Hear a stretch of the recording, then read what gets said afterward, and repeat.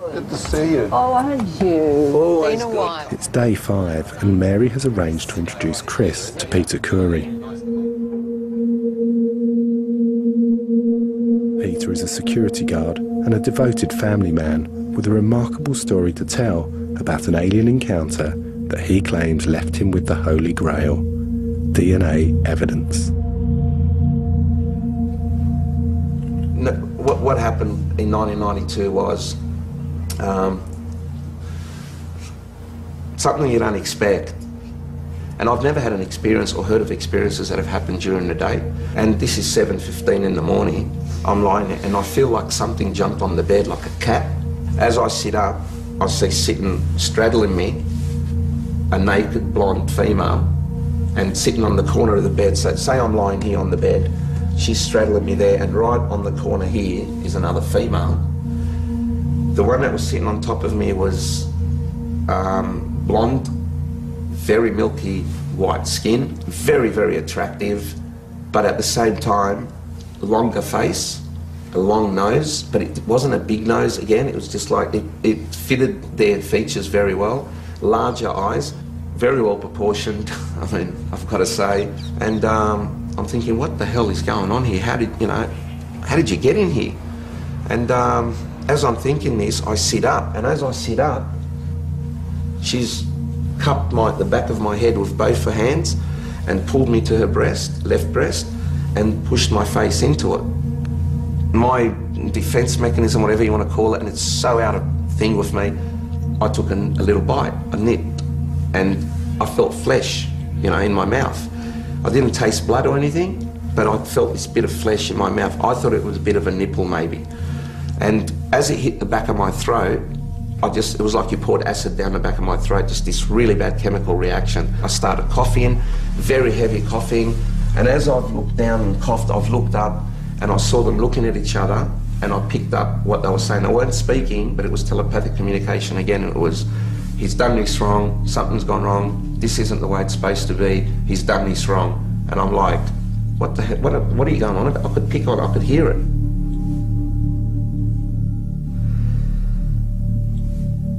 I had an erection for like 6 hours afterwards, and it was pretty painful.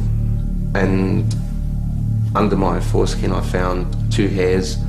One was like an S shape, almost curled, and the other one was sort of not, it was just wrapped around, embedded in though, like if you push your nail into you get a little bit of a mark. That's what they were embedded. I could see that they weren't on the surface. And as I tried to take them off, peel them off, it was total agony. And so I knew it had to be from them.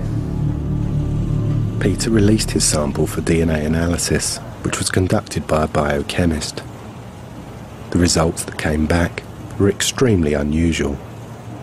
And mate, I was bombarded with phone calls from the scientists. Come to our house, took hair samples from me, hair samples from Vivian, blood from me. So it was starting to get like a forensic investigation. What they found was the analysis confirmed the hair came from someone who was biologically close to normal human genetics, but of an unusual racial type, a rare Chinese Mongoloid type, one of the rarest human lineages known, that lies further from the human mainstream than any other except for African pygmies and aborigines. There was a strange anomaly of it being blonde to clear instead of black, as it would be expected from the Asian type mitochondrial DNA. The study concluded the most probable donor therefore must be, as Khoury claims, a tall blonde female who does not need much colour in her hair or skin as a form of protection against the sun, perhaps because she doesn't require it.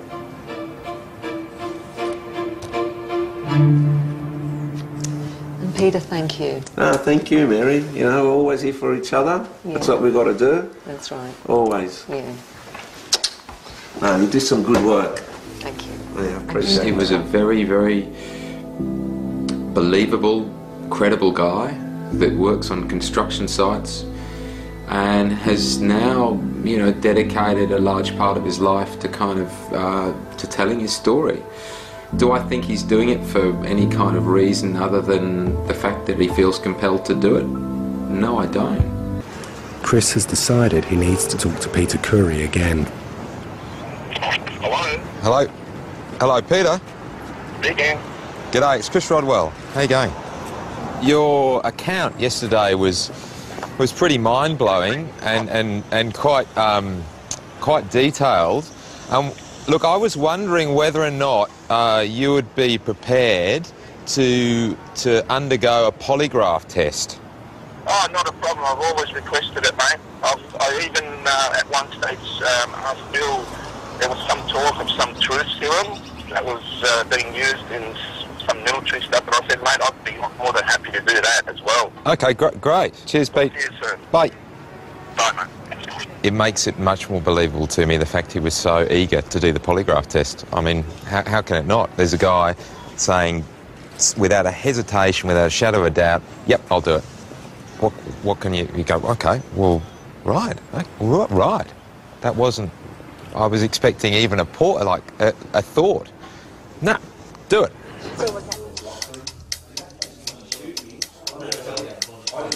Whilst the polygraph test is conducted, the room must be cleared. So Mary and Chris have to wait outside until Gavin is finished. It's going to be fascinating. He wants to get an answer, and he really is very interested in doing it. So that's going to be a fitting finale, I think. Really, if he passes that, what can you say? Yeah, these things, they just record how you're going to breathe during the test. So just raise your arms up again. This one's going to go up and around your thoracic area. All right, just drop your arms down. Yeah. Those sensors on your fingertips, they record perspiration, right? Yep. Okay. If you're feeling faint, if you're feeling uneasy, queasy, whatever, let us know if you do. Yeah. Relax.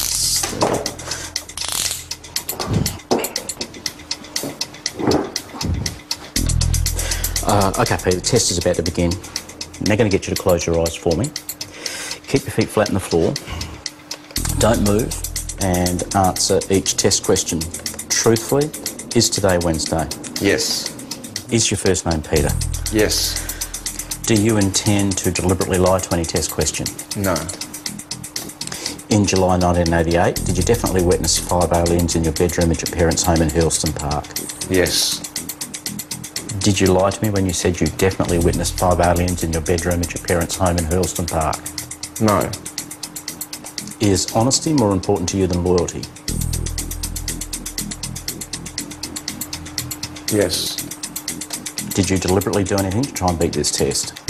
No.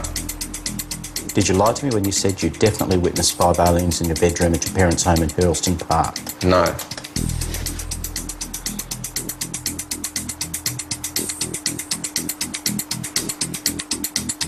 Okay, test is now over.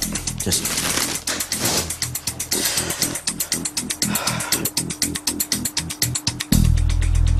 Chris, Mary, I suppose you're dying to know what the results were.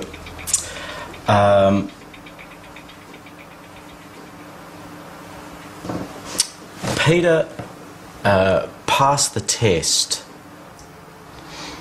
Great. I'm happy.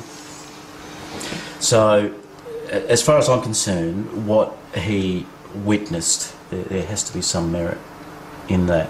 The polygraph test has validated Peter's account of the events and reinforced his belief that the scientific community need to take this matter seriously. Look, I think the DNA went a long way to helping people believe.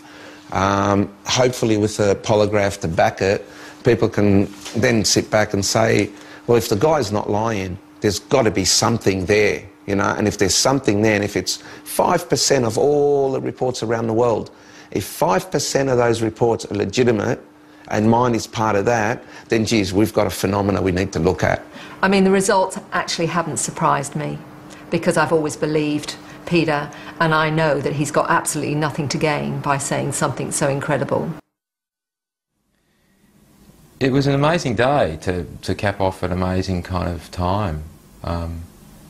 And, you know, I guess I keep coming back to the fact that, you know, after having looked at everything, the only certainty is that there's still uncertainty. And the more questions you ask, the more you find.